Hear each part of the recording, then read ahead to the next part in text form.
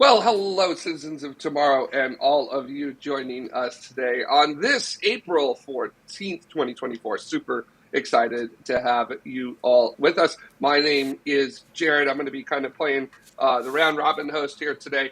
To my this side, yes, is Dada, our director, sitting in the middle, who also chimes in because he's engineer extraordinaire.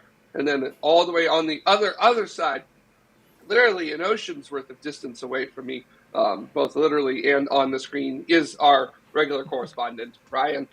Super glad to have all of you here with us today.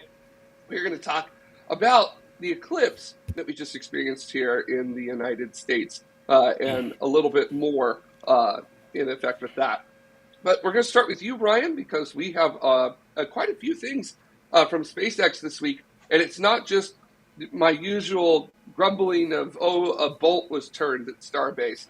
There are some actual major milestones that SpaceX did this week, which are very much exciting and worth talking about. Actually, it was a washer. Well, I'm sure they did turn some bolts at Starbase, but yeah. Well, I'll just do a quick word on Starbase because things are progressing quite nicely.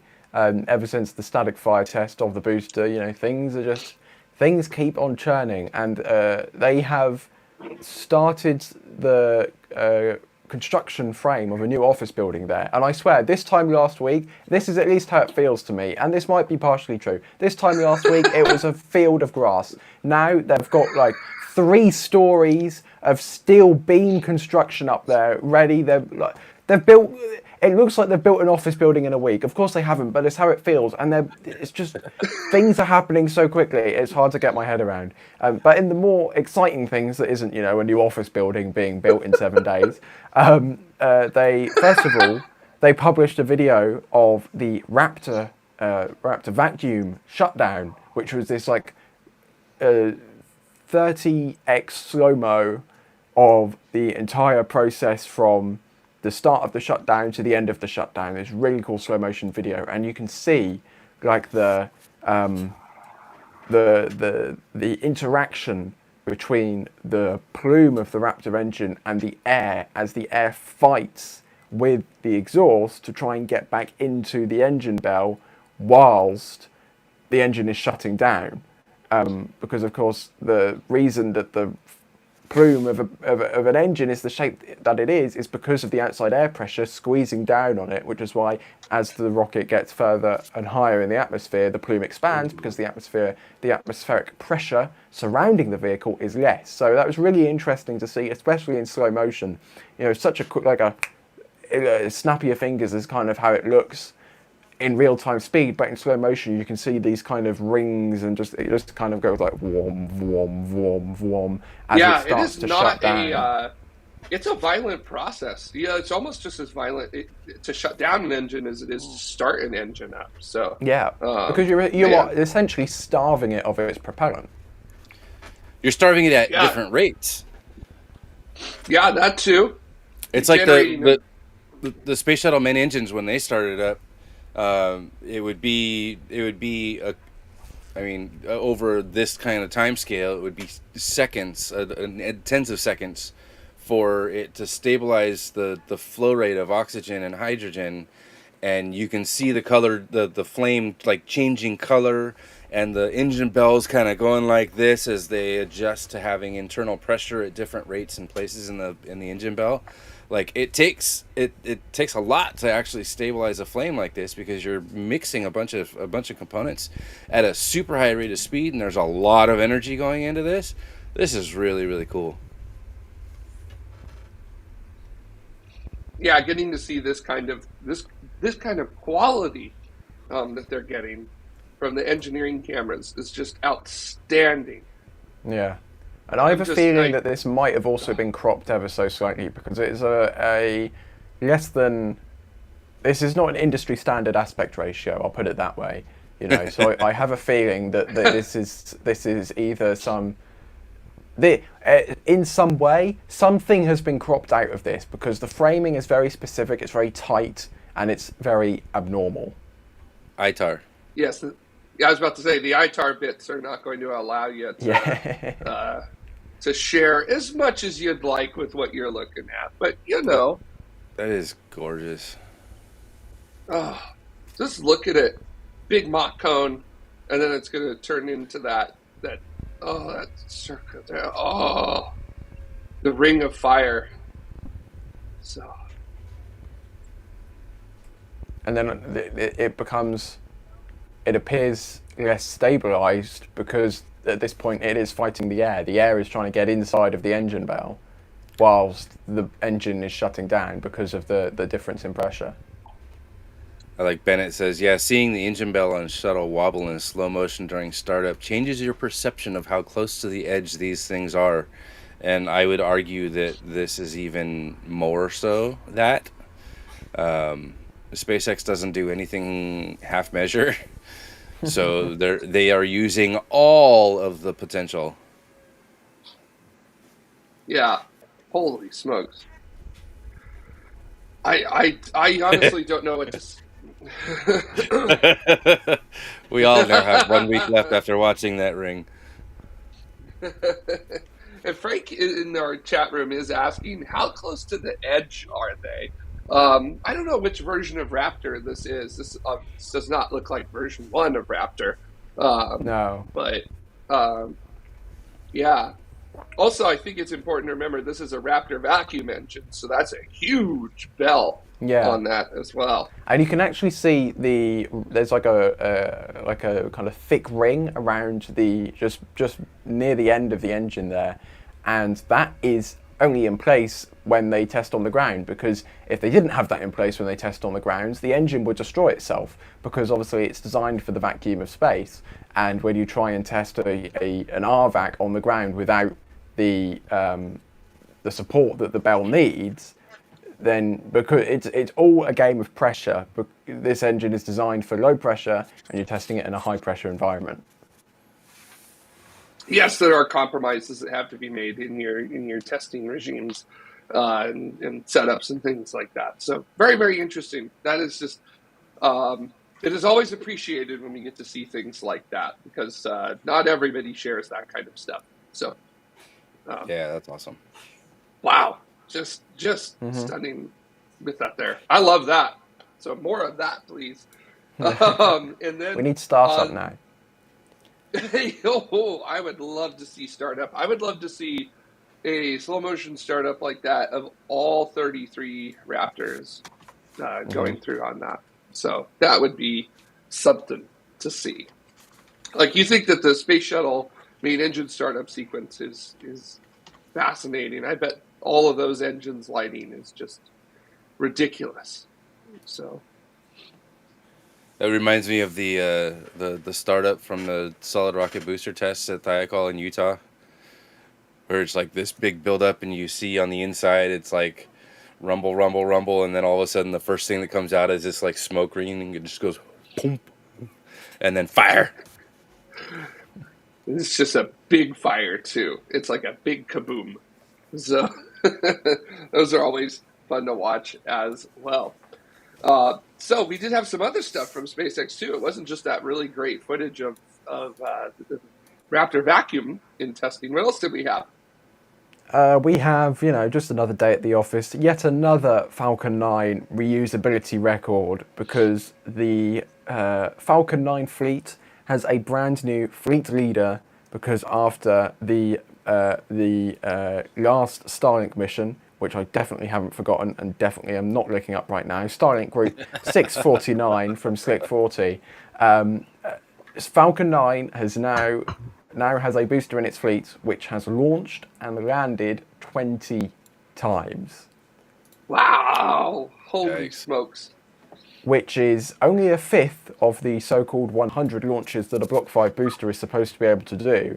But nonetheless, the Falcon 9 booster fleet, which I'm going to bring up here as well just to go through, now has a 20th flighted booster at their disposal, landing, it was a little bit toasty, maybe the winds were high there on a short thought of gravitas, but it did the job perfectly.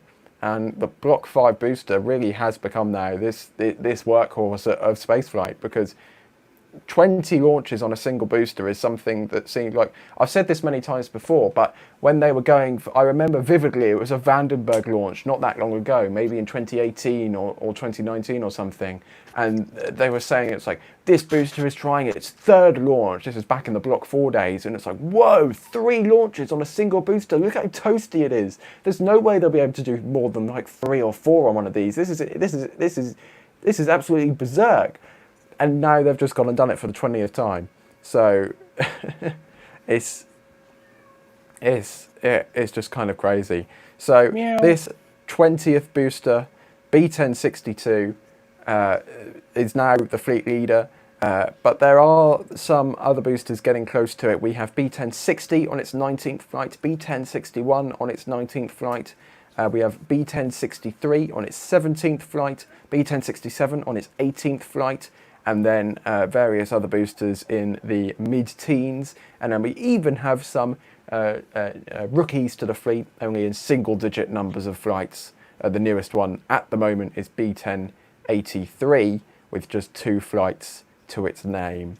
But yeah, the fleet is expanding. Yeah, just 2 flights. The fleet does continue to expand because we're seeing, let's have a look through here. We still have B1072, which is a Falcon Heavy sidecore, which is yet to fly.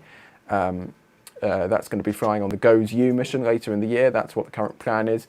And we also have some more Falcon Heavy cores. We have a sidecore in B1086 and then 2 center cores in terms of B1087 and 1090, which are for... they have to manufacture new Falcon Heavy center cores because SpaceX to date has still yet to recover a Falcon Heavy center core, and when they have big missions such as GOES-U and Europa Clipper later this year, which will be a fully expendable Falcon Heavy, they need to manufacture those boosters because they throw them into the Atlantic Ocean because they don't have any. So that's the reason why they have to manufacture them. And even, I was going to ask, GOES-U is going to be a fully expended Falcon Heavy. GOES-U is going to be just a center core expended Falcon Heavy. Europa Clipper, on the other hand, is going to be all of them because, as we will all very, very vividly remember, Europa Clipper was first intended to fly on SLS and is now instead flying on Falcon Heavy with a slightly longer mission profile. And, you know, Europa Clipper is one big spacecraft and it's going a very long distance. It's going all the way out to Jupiter. So you need a very hefty rocket for not only a big spacecraft, but also a very long mission. Yeah. I was just going to say, actually, about Europa Clipper, I saw that your guys' guy and also our friend, Jack Bayer, was actually at JPL to look at Europa Clipper the other day, just before they were getting ready to ship it off. And you can see just how big it is. And it is just an absolutely massive spacecraft. I'm not sure where it is in terms of if it is the largest interplanetary spacecraft we've ever launched. Because I know right now that's Cassini that has that record. I think, I might be getting this wrong, but I think I saw somewhere that excluding the James Webb Space Telescope, because the sun shield is, you know, cheap, Europa Clipper would be the largest thing launched beyond the Earth's or the Moon's orbit. All right, I'm pulling it up. Somebody's asking what was the weight of Europa Clipper, so I'm pulling up the mass of it real quick. It is 6,065 kilograms. Oh, that's a lot. So 6 tons to Jupiter. Oh my gosh. And now I got to pull up the Cassini's mass as well now. Remember, this is Cassini with Huygens, the lander attached to it as well. And it beats Cassini. Cassini was 5,712 kilograms or 5.7 tons. But I also feel it's important to note that Cassini did also go out a lot farther than that. It went to Saturn, which is double the distance of Jupiter. So, I mean, that's still a lot of weight going really, really far away. So, holy moly. No and also, I know there's at least an Earth gravity assist for Europa Clipper, and I know there's another one, but I can't remember if it's a Venus assist or a Mars assist. But even with Falcon Heavy now, on SLS, theoretically, Clipper would have been able to go straight to Jupiter. But because they're launching on Falcon Heavy, not only do they have to expend all three cores on the Falcon Heavy, but they also now have to do 2 gravity assists in order to get the spacecraft to Jupiter using a Falcon Heavy. Yeah, I believe it's a Earth-Mars assist on that one there. Yeah, so holy moly. That's big. That's a lot. So, quite a lot. I remember there was talk of putting a Star 38 solid motor as a third stage on top of Falcon Heavy, which would have also just ridiculous with that as well. So, yeah, goodness gracious. Just, that's a lot. Yeah. That's really all I have to say. By the way, just looking it up real quick, just to compare, Europa Clipper is only about 400 kilograms lighter than JW. So not much there in terms of what it is. So, which I think goes to show an additional in how complicated JW is and the fact that it's so massive, but yet it is only just, a fraction more than the weight of something like a big chunky interplanetary probe like Europa Clipper. So, holy moly. But also, how impressive is it that we have all these Falcon 9 boosters that have all of these very high numbers of flights, and now also entering into a ridiculous flight rate. I mean, we're 14 days into April, and SpaceX has had how many launches this month so far? I think it's like, I want to say it's 10. I think it's 11, and I'm just going to very quickly check. Pardon me. 1, 2, so what's one launch 3, amongst friends? 4, 5, 6, 7. Or maybe it's just 7. 1, 2, 3, 4, 5, 6, 7, 8. Maybe it's 8 then. 1, 2, How would you 3, make up 4, your mind? 5, 6, 7. It's 7. Welcome to tomorrow, it's 7. everybody. We're counting live on the air. So. Welcome to tomorrow, accounting edition. Yes, it's 7. But I think it was maybe I heard 11 as a predicted number then. But I definitely heard 11 somewhere, so maybe, I don't know. But either way, they're launching quickly, regardless whether it's 7 or 11. It's April 14th, which means that 7 flights is an average of once every 48 hours, which is kind of stupendous. Yeah, that's ridiculous, and I'm wondering too, once Slick 6 for Vandenberg goes online, if that flight rate is going to crank up even more at that point, because you'll have a 4th pad to do stuff from. So why not? Yeah. And Slick 4T and Slick 4 East, I think both this month have just hit brand new record turnaround times for those pads as well. I think Slick 40 was about 48 hours, if not slightly less. And I think that Slick 4 East was about 3 days, which is much quicker than the only 5 days it got earlier in the year. But yeah, the Vandenberg team has definitely been working very hard on the more outdated ground infrastructure, shall I say, at Vandenberg, in order to make sure that it is capable of doing these super fast turnarounds. And also the sea team, because they only have one drone ship at Vandenberg, and they only have one fairing support ship. So of course I Still Love You has really been doing the hard work in the Pacific Ocean, recovering the boosters the boosters that haven't been able to return back to the landing zone 4. So yeah, maybe we'll see a 4th drone ship as well. So we have 2 on each coast. But we'll just have to wait and see. They're gonna need a bigger navy. We're gonna need a bigger boat. By the way, how many launches did ULA do last year? That would be 3.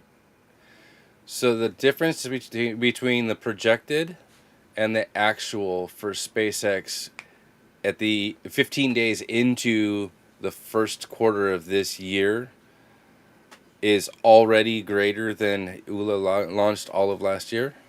Yeah. Got it. Wow, that's impressive. That is. Let me just check. Let me see if I can just get the numbers here as well, because the numbers for this year are ULA. Credit to ULA, they've been doing better this year. They've already launched Yes, twice they this have. year, which is rapid cadence for them. So good. I want someone to please ULA, please somebody compete. So, and I want that competition because it makes everyone good. So, like, come on. Like, can you imagine SpaceX having to deal with competition? Like, what would SpaceX become if they have that kind of pressure? Like, So as good as they are now. So, the Falcon family has launched 38 times this year. yeah, they're big. So SpaceX has done that. Of course, they also have the Starship launch this year, so that's 39 launches this year so far on April 14th. I think there's a cat at my door. And then ULA has launched Vulcan and Delta both once this year. So you know that's Delta 4 Heavy. Delta 4 Heavy, but that is 2 launches to 38 plus Starship. I'm not exactly going to count Starship. Meow. Yeah, you meow, meow. So sorry, we were having a chat with your cat there, Ryan. So yeah, so very very cool. With just in, I just got back from a blows trip. my mind. That is how? That blows my mind. How do you do that? How do you do that? SpaceX, what are your secrets? So it's a lot of hard work from a lot of people. So I think people forget that there are thousands of people that make this possible.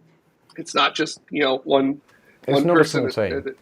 No, it's not one. It's not 10. It's thousands of dedicated people, all purpose driven, and hats off to all of you at SpaceX for doing the amazing work that you do. Yeah. And that's Something else that I was thinking of the other day was, I think it was the 2018 season of the Tomorrow shows. There, at the end of each, as you went through the launches for each segment, you showed like the launch statistics so far for the year. Yes. I think it was something like it got to the end of the year, and then there was a bet against who would get more launches, the US or China. And I think the US had like 50 launches for the year, and China had 52. And SpaceX, one company within the United States, and it's April 14th, have launched 39 times. That's insane. Wow. I just want to say, I remember a decade ago on a Thanksgiving day, sitting in front of my computer, getting ready to watch a SpaceX launch, and they kept going back and back and back and back and back and back in the window, and then they finally scrubbed. And everybody was jumping on Twitter and being like, "Oh, there we go, Scrub X at it again," Mm-hmm. So it's just amazing to see how much Falcon 9 has matured in that time. Yeah, it's just unbelievable. It's just so cool to watch this from the beginning. So if you think about it, that's a lot of time cards that have a weekly number greater than 40. Yes, that is unbelievably well put, Donna. kind of perfectly put. So it pays to be hourly at SpaceX. We highly recommend it. If you're salary, you're screwed. Yeah, pretty much. Sorry to anybody that is salaried at SpaceX. So, but also Arvale has a really good point, which is that if you want to pull up Arvale's comment, because I'm going to kind of read it as if I'm Arvale with it here, because it is a very first person kind of comment. But Arvale says, I'd say Kuiper and other upcoming mega constellations will provide a market once they actually get going, and I do agree with that. I feel like, I feel like that will become a thing. So with that, especially once Atlas gets out of the way, and especially once Blue Origin has New Glenn up and running, which I have pretty high hopes for New Glenn.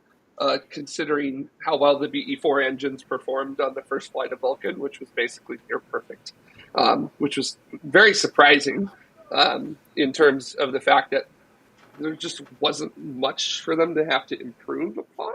Like, obviously, there's still things that they have to do to get it right? Like, perfection is overrated. It doesn't happen in spaceflight. There will always be items on every single launch that you'll have to look over, regardless of whether you think it worked perfectly or not. So, yeah. Well, I mean, there's a couple of components that you need in order to be able to compete with SpaceX. One is capability. You need a rocket to be able to do it. Two is cadence. You need to be able to build them fast enough. And three, none of those are any good without a customer. So you need customers to be able to provide payloads that need lofting into orbit. And without that, nobody's going to be successful. And SpaceX basically created their own customer by keeping Starlink in-house. Mm-hmm. Yeah. Yeah. And I think maybe this is not the way other people see these things, but the way I'm seeing things, the only other kind of competitor right now for Mega, or the only other company who is vocal about constellations being the future, even though they're kind of the now, I think it's Rocket Lab with Neutron, because they are. Peter Beck has said many times that Neutron is designed to be the Constellation rocket, being able to launch batches of satellites at once. New Glenn is obviously also going to be able to do that because it's got a big fairing and it's very capable in terms of its performance when it launches. Falcon 9 is also another rocket that's very capable of doing that. SpaceX spooling up their second rideshare kind of program with the bandwagon program just this month. So, not only do they have one rideshare program, they already have a second one. But yeah, I think... By the way, great name for that. Yeah, by the way. I love very good name. So... Rocket Lab also, especially though, because they also have satellite manufacturing in terms of the Photon bus and all of its kind of sibling buses that they have. I think that could also prove very crucial for Rocket Lab, because SpaceX, I don't think it'll be on the same scale as Starlink, definitely not. But SpaceX has shown that if you manufacture your satellites and launch your satellites, there's something very nice that works in there. Rocket Lab, they have satellite manufacturing and production, and they also have rocket manufacturing, production, and launching. So I think maybe Rocket Lab could be the only other company right now who are really looking at kind of putting those things together like that and maybe making some money with it as well. Aravel says, it's really a brilliant solution. You can't launch a mega constellation without cheap rockets, and you can't have cheap rockets without high cadence and lots of payloads, which a mega constellation provides. So you're like solving your own problem. Mm-hmm. It's a Mobius loop of solutions. Yes. So, or it's a good catch-22. So I guess we have to figure out what to call a good catch-22. It's a chicken and egg. It's a chegg. A chegg. Or a ekin. Or maybe I should not be allowed to name things. So Jared, you're out of the product of. Jared, you are gone from product development. So. I agree. Yeah. Yeah. Michael Dakin asks, how does BE-4 engine compare to Raptor engine for thrust to weight ratio? We haven't really gotten any numbers from Blue Origin specifically about BE-4, but the general consensus is that BE-4 is definitely less powerful than Raptor is. Raptor is just a more powerful engine. But also, I think there's also a key difference to be made here in that Raptor is still technically a prototype testing engine. Because even though SpaceX is flying that engine, they're in a prototype testing phase of the program. BE-4, on the other hand, on Vulcan's first flight, that would have needed to be a production engine because that was a production flight of Vulcan. That's ULA's, that's how ULA works. So I think that's definitely a key difference. SpaceX are happy to go and break things. Blue Origin with BE-4, on the other hand, ULA has bought those engines off of them. They can't give them sketchy engines because it's not their engines to fly, it's ULA's engines to fly. So, there's certainly a very important difference between the two.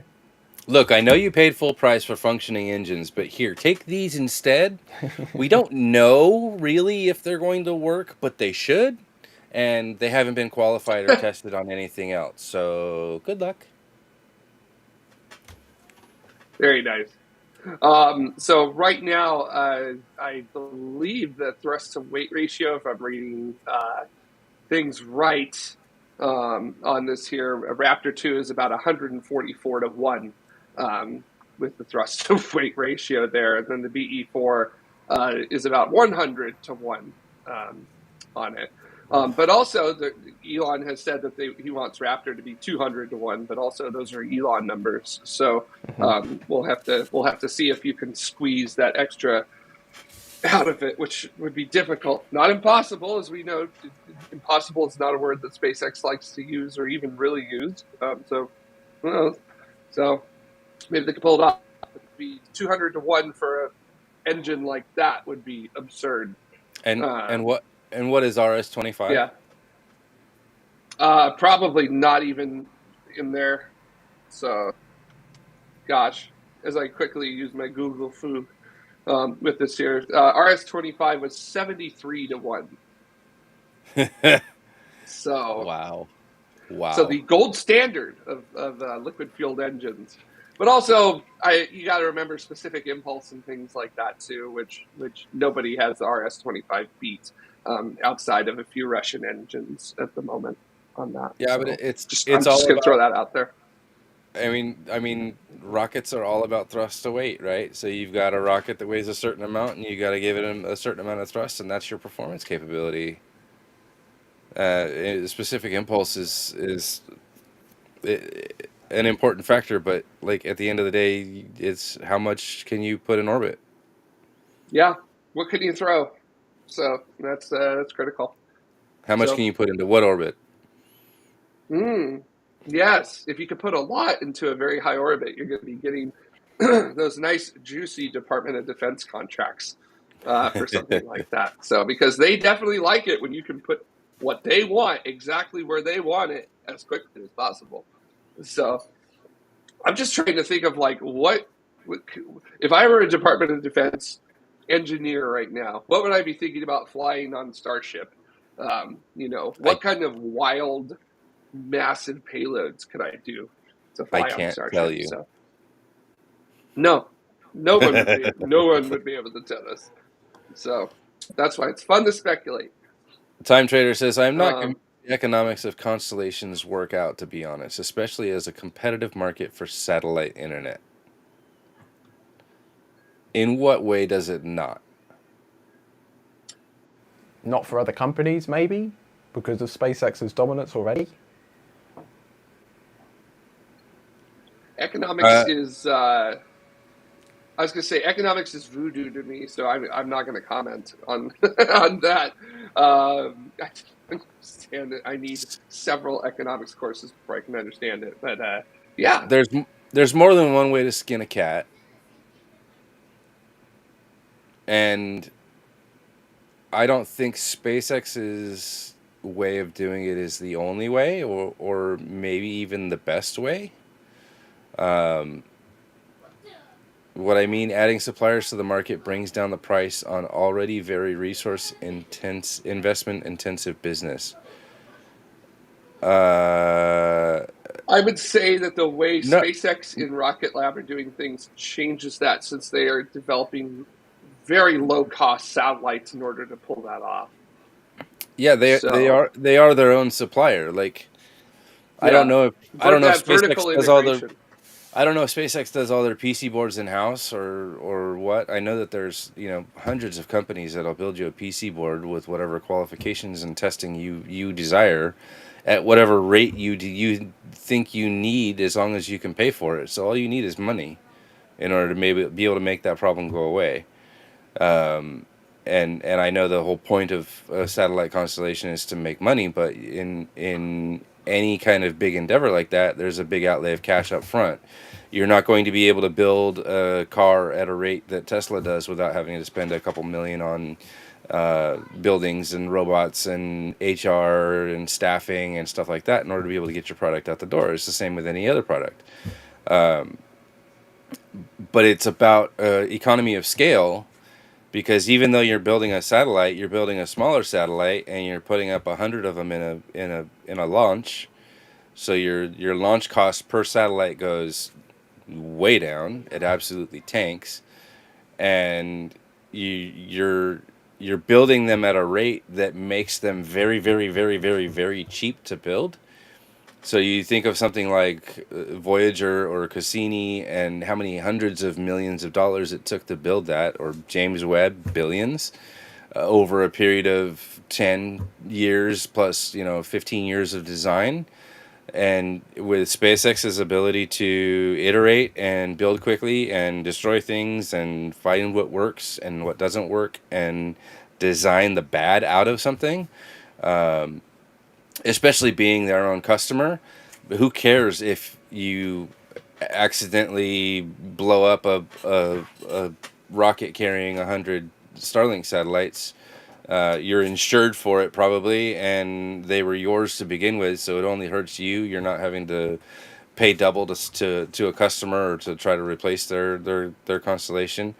And at the same time, once you get those 100 in there up into space, you can quickly see how many of them fail due to radiation or poor performance, and how, because you are intimately involved with all of those failure modes, and you can understand based on how you made them and how they were assembled and all of your records, the things that don't work, and you can quickly correct that and be nimble and be able to not make those mistakes again. And it's the same as they've done with everything else. They build an engine, they turn it up to 11, they destroy it, they see what breaks, and then you reinforce that part, and then you do the next one. And you change 5 things, and on your 15th engine, you've got something that's running at twice the performance of the first one, at 2/3 the cost. Like, how is that not better for everybody? Because you've brought all that in house. There's no disconnect between, I'm going to go buy a car and then drag race it, and when something breaks, I have to take it to the dealer for them to figure out what went wrong. No, all that stuff is internal. So if you're building a large quantity of anything, you find out really, really quickly how to do it quickly and cheaply and good, and not do the things that would make it bad or fail. And that's having just one company do that makes for a better product, but having any other company also trying to do the same thing, you there's a lot of issues. You're competing for orbits, you're competing for launches and such, but there's no way that another company's constellation leaning in on the business that SpaceX is trying to get is not going to make both products better at the same time. Yeah. Sorry, that was a Time long Trader. rant. Yeah, I didn't hear what you say. Can you go say off, it again? Donna. Well, it all started. Time Trader saying that I'm talking about several constellations competing with each other, hence the market. This is all in relation to Jared asking for more competition. My claim is there is no market. There's no no market. My desire for competition was in the rocket business. But also, I will say, let's bring some competition to the satellite internet business as well. I would say that there definitely is a market. How many people are subscribed to Starlink at this point? And frankly, if Kuiper could, let's be honest here, Kuiper is 4 years behind Starlink if they launch today, right now. So that's where Kuiper is at the moment. But if Kuiper can deliver a product that is equally as good, if not better than Starlink, and also let's put it this way, if they can deliver a product that is equally as good as performance as Starlink and reduce the cost, they've won. If they can introduce a product which is better than Starlink at the same cost, or even at a lower cost, they've won. So I think that, if Amazon can deliver a better Kuiper internet solution than Starlink, which is what I'm running off right now, then it's a no-brainer to switch to it. right? Yeah, So, exactly. like Also, Kuiper are behind at the moment, but if in the end game, if they can deliver a better product or an equal product for less, they're going to beat Starlink. yeah, I Raise would your love to hand be if on Starlink. you have Oh, gigabit internet that's unflappable 24 hours a day, 7 days a week for every device you own. No one? I'm sitting on my hands. Okay. I would love to. So I want Starlink really, really badly because the speeds are just out of this world compared to what I have down here. But the problem is Starlink's also really expensive. It is like nearly 4 times as much a month plus the hardware costs and things like that. So it just doesn't work Yeah. well But that'll go for me. down. It will go down. With competition, that will go down. Look at Yes, what cable used to be. You used to have to pay $200 a month for cable, and yeah. now Now you you can get pay it for $200 $60. a month for 10 services. So, um, I just wanted to say this too, which is that also you have to realize Starlink is not available everywhere yet. There are like so currently Starlink is I think it was 2.5 million subscribers, which is a lot for that there for satellite internet at least. That's absurd. Um, and I was just looking at the country Starlink isn't available in, and probably one of the biggest markets, India. It's not available there yet.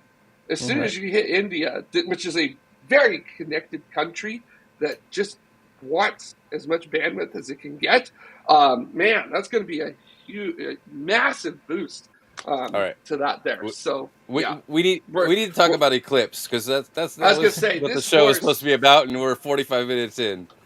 this poor horse that we've just been smashing into the ground at this point. So, Jared, how was your Eclipse? Go. We've been hitting this horse harder than the people who attended the Grand National to themselves. All right, so thank you, Ryan. I know Ryan got that one. So everybody's now asking me business questions. I'm not a business person. Go ask the business people. Eclipse, Jared. Eclipse. Tell me about the I'm Eclipse. just an engineer. So the Eclipse. It was an absolutely amazing experience. I don't know if I'm just talking about myself and my experience with it, but if so, I've got a whole bunch of photos for everybody to take a look at. I'm just going to say that my experience would be, not really something to talk about. So I would much rather you talk about your experience than I talk about my experience. Sure. I'll talk about it. I took about 30 seconds to look at the sun through somebody else's Eclipse glasses from the hangar in which I work, and yay! Good job. Just like 2017, it was a half-ass attempt and a half-ass execution. Arvale is asking, what's the cash flow impact of the Eclipse, Jared? I don't know. We need more eclipses. We need more competition. But I got, I went to the Eclipse itself. I went to Texas, which ended up being a huge roll of the dice. We ended the show kind of early last week so I could get to the airport on time, just in time for a 3-hour flight delay from Southwest. So that was really great. I greatly enjoyed that. This was, getting ready to taxi out.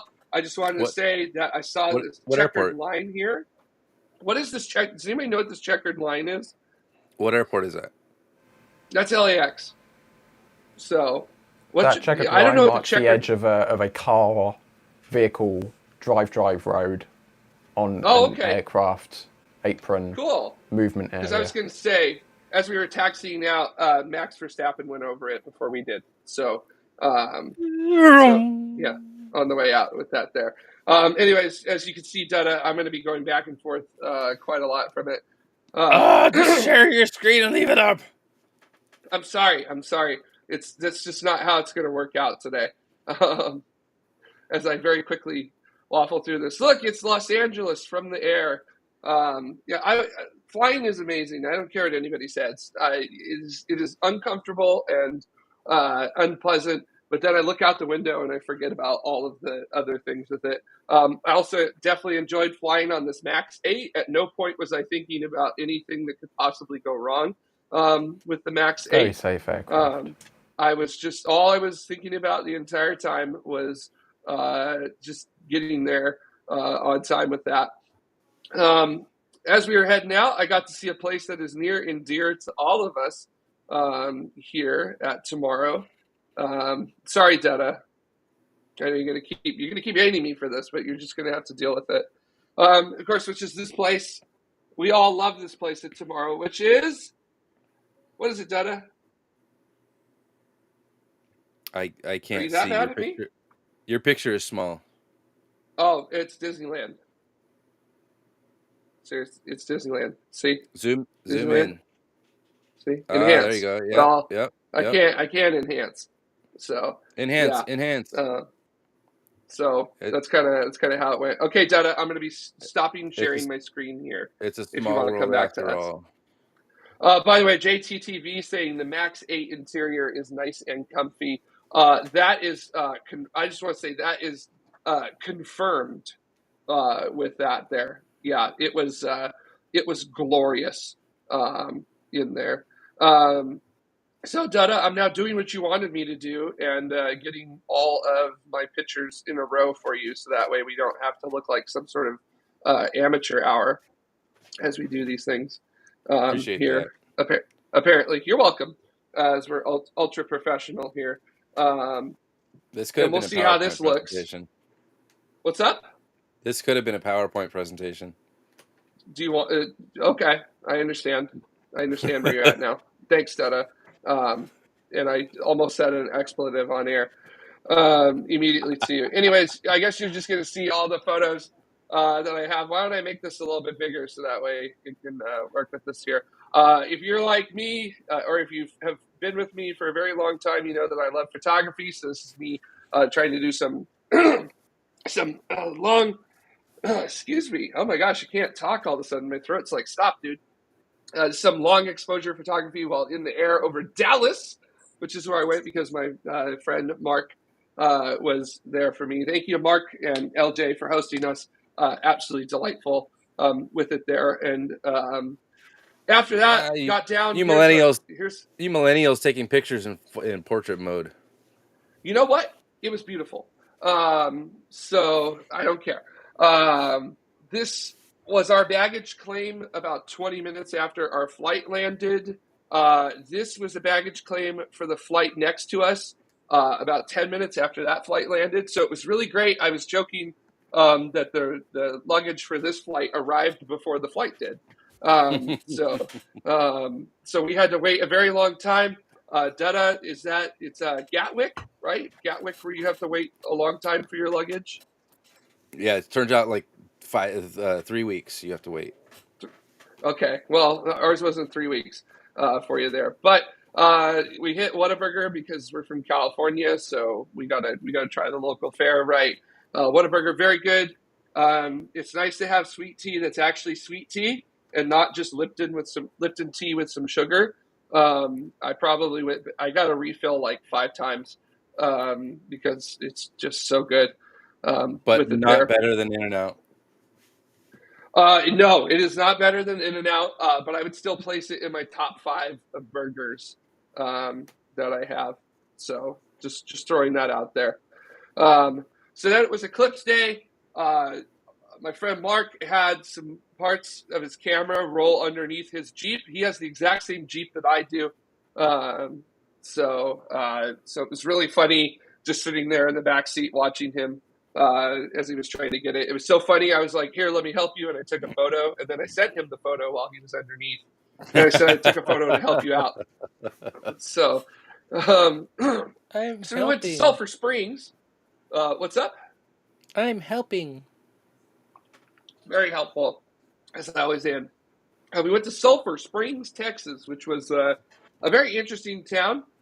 Not a lot there because it was the middle of nowhere, Texas.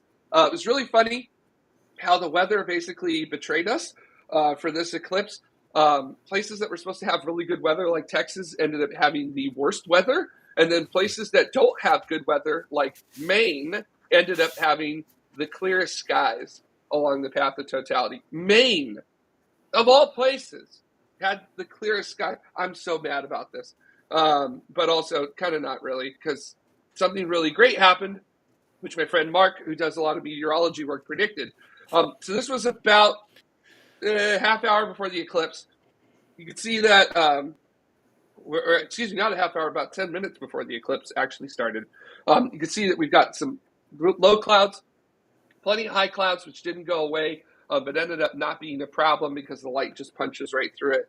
You can see that the lights are on because it's darkening, right? Those lights are on like it's nighttime. And then eventually totality happens, and it was really great. This was just with my phone. I just took a couple of photos and a video with my phone, and that was it. I just enjoyed it. I'm very much on board of team. I'm not bringing any equipment. I'm just going to enjoy it.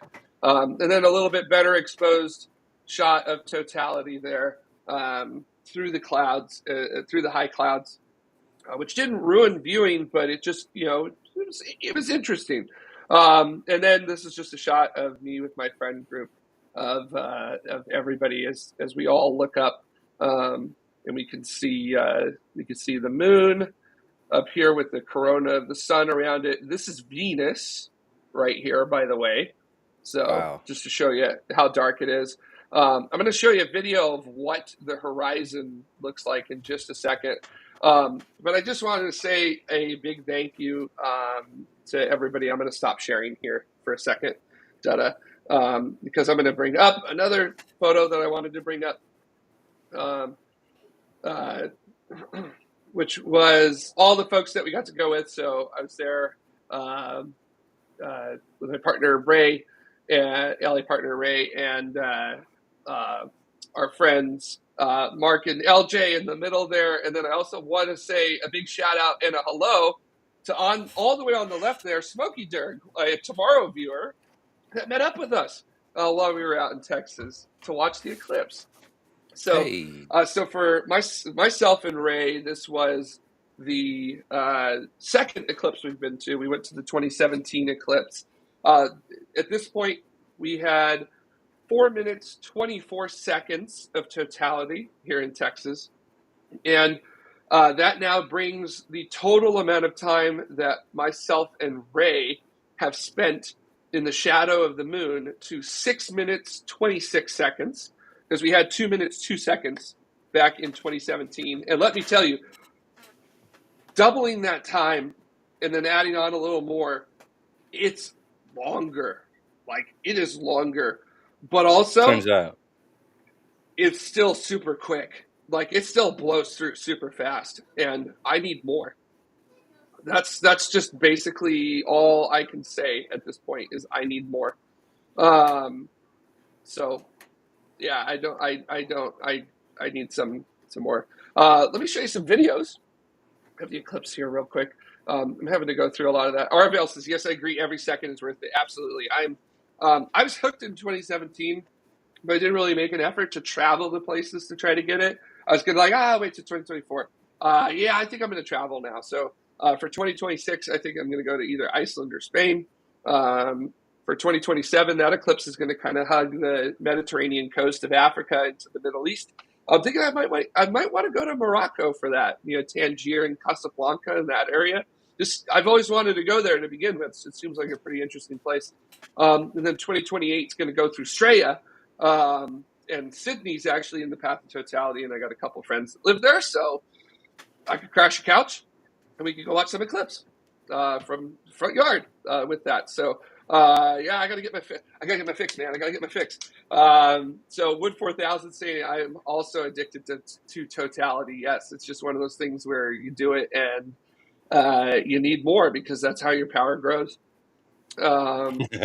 So here's a really great time lapse that somebody took of the eclipse. I love this one because you'll see down here, you can actually see right here, and right here. Those are prominences from the sun. So those are structures of highly energetic gas coming off of the surface of the sun, getting caught in the magnetic field of the sun and then looped around. This one down here, once the moon moved a little bit, it was an absolute monster. It was 4 to 5 times the size of the Earth. It was naked eye. You could see it unaided.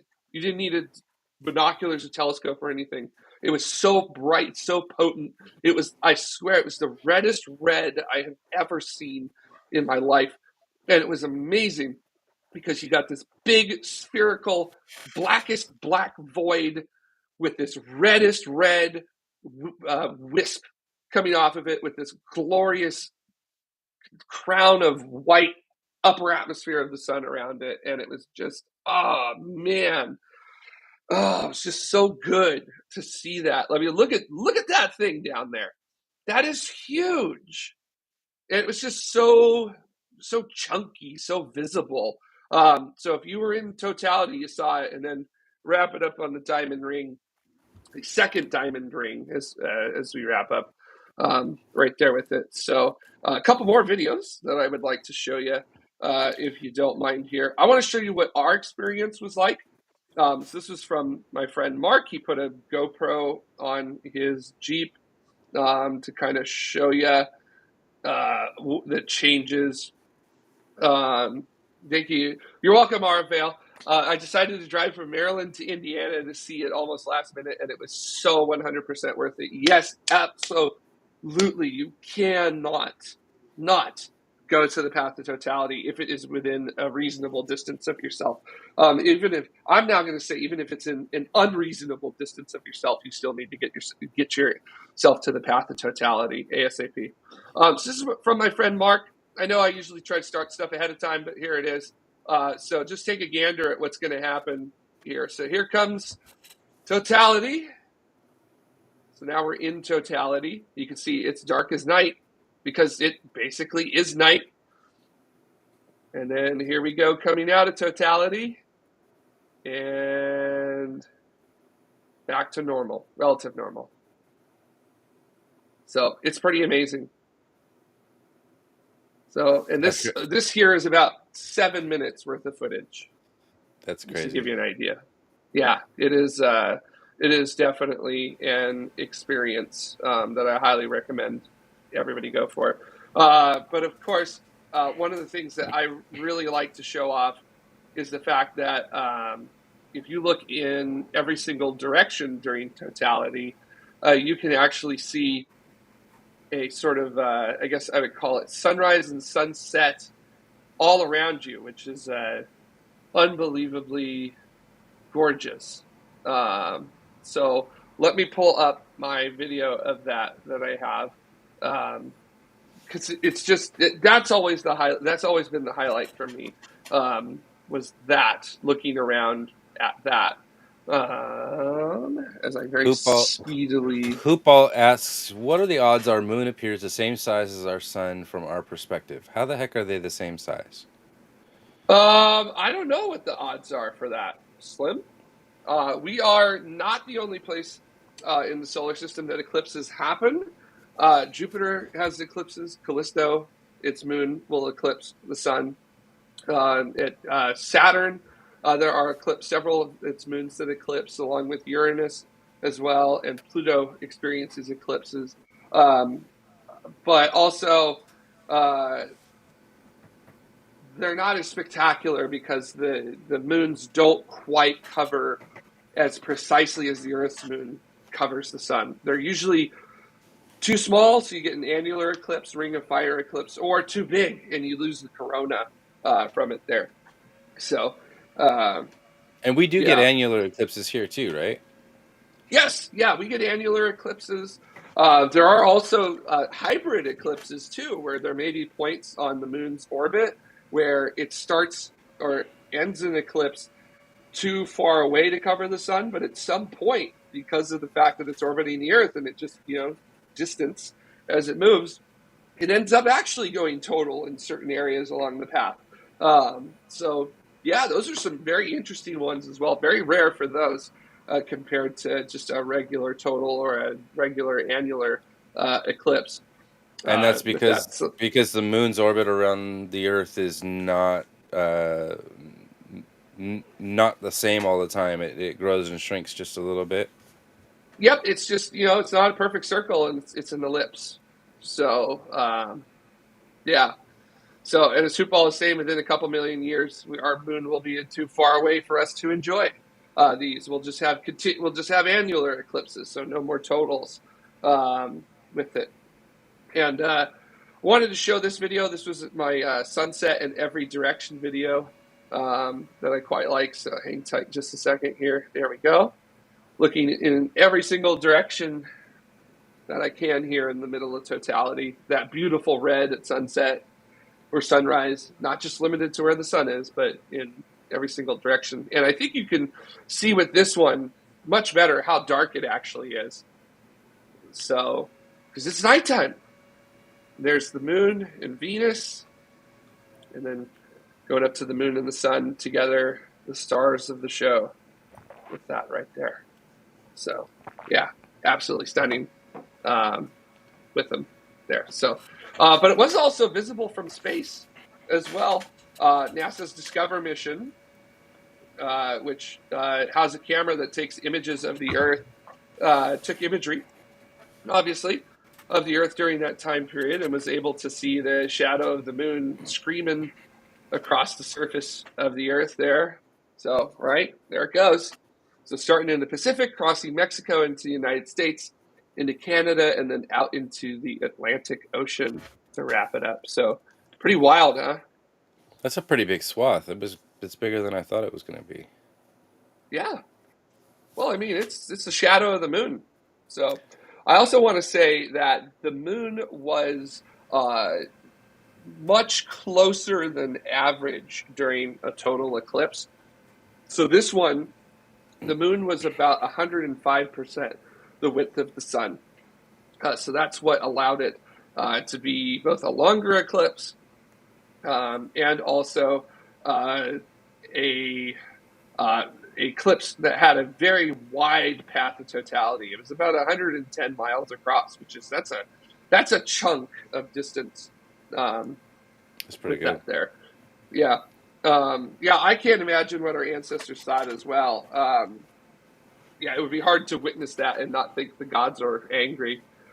Yeah, it's a very powerful thing to witness, and so if you ever get a chance to witness it, go do so.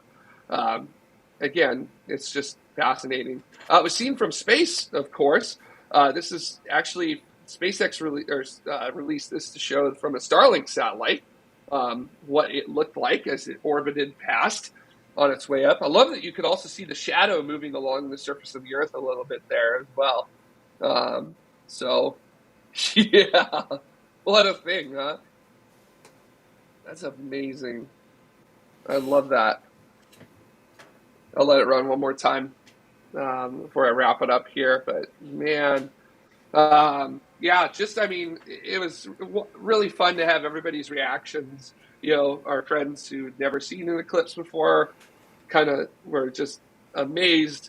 It made me feel very emotional. You know, I cried a little bit at the end of it because it's just such an experience.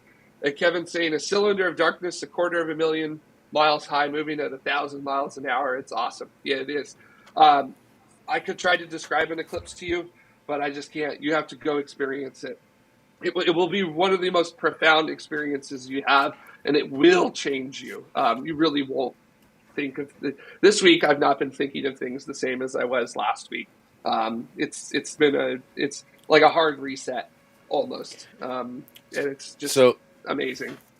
I think in large part, and thanks to the recent the close proximity in time of the 2017 eclipse to this eclipse, there was a lot of people that had visited the path of totality in 2017 and figured out and learned a lot of things about it, and got this time, that span of time, to be able to kind of formulate and package their thoughts.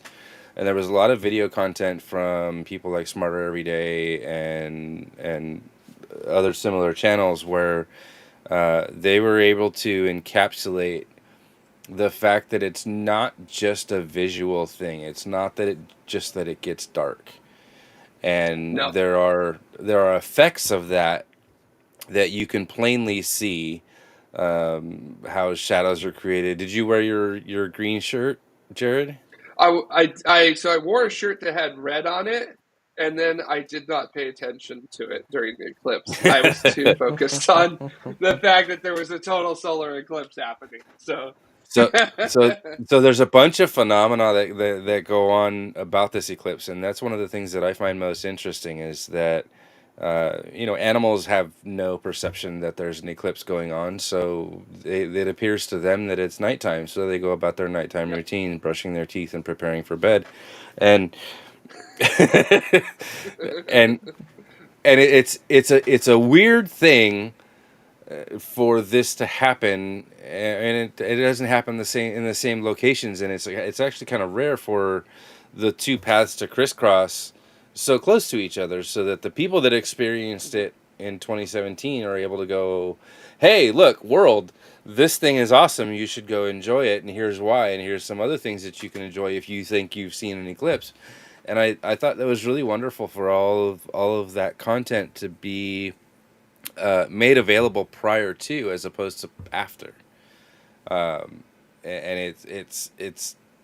it kind of makes me regret a little bit not having done something bigger. I just walked outside and, oh, look, cool. But it's something that you have to experience, and viewing it from pictures and cameras and god awful No. news coverage is not going to cut it. So do yourself the solid and seek one out, find your next one, and if it's anywhere near totality and you can at all manage, go check it out. You'll feel the difference, and you'll be glad you did.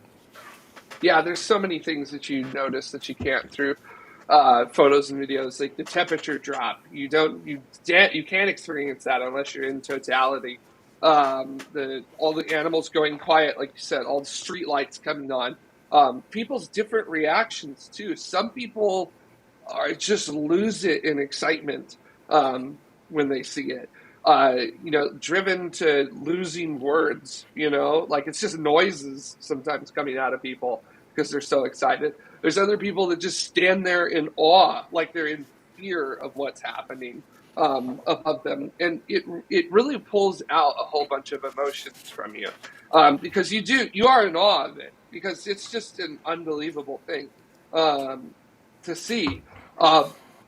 There is also an element of fear, because it is definitely like, this is not normal at all. It can be terrifying in some degree, because that primal part of your brain, that lowest level, is just going, man, something's wrong. Like, this should not be happening right now, dude. Like, this is really bad. You gotta get out of here. You gotta do something. Yeah, it's just amazing what it does. And again, I am not going to tell you what it feels like to experience it, because I can't. I could try to quantify it and put it into words and make it some sort of beautiful. I could do most beautiful, most poetic explanation of it that I could possibly muster to you, and it will be a grain of sand compared to a beach of its potency. And it's different for every person. It's going to mean something different to every person. It is completely individualized to everybody. Like for me, eclipses are very personal, because myself and Ray, my LA partner, we made ourselves official at the last eclipse. So we were like, "Yep, we're gonna kickstart this after a year of dating with that." So we always like to say we chase the shadow of the moon, because our love is stuck in it, and it also grows our power as we do it. So we need as much time in the shadow of the moon as possible. So yeah. But also, Hoopball has a really good idea as well. There, I like that one. Build a pyramid. So how hard can it be? I want to be respectful of Ryan's time. He's got an out, so let's go ahead and end this show, and we'll do a little bit more in post show. Thank you. Stick around for a member show, or find a member show. Okay. It'll be. We're gonna have a member show. So we'll do a little bit. Okay. All right. Yep, we're dropping out. So we're going to go to our members show. So bye, everybody. Oh, thank you to our members and others who help us out. If you would like to become a member of Tomorrow, you can head on over to youtube.com/TMRO/join. It's instantaneous. If you join us right now for as little as 99 cents a month, you can join us in our member show immediately after this. And if you're on our highest level escape velocity, you get to come to the Escape Velocity Discord channel where we get to talk about some really cool stuff. Like this week, I showed off some really cool stuff that's happening at one of my jobs that I can finally talk about, which I will in the members only stream after this. So bye, everybody. We'll see you later. Bye, Ryan. Great stuff today. Bye, Dutta. I'll see you in like 30 seconds. So thanks, everybody. See you later.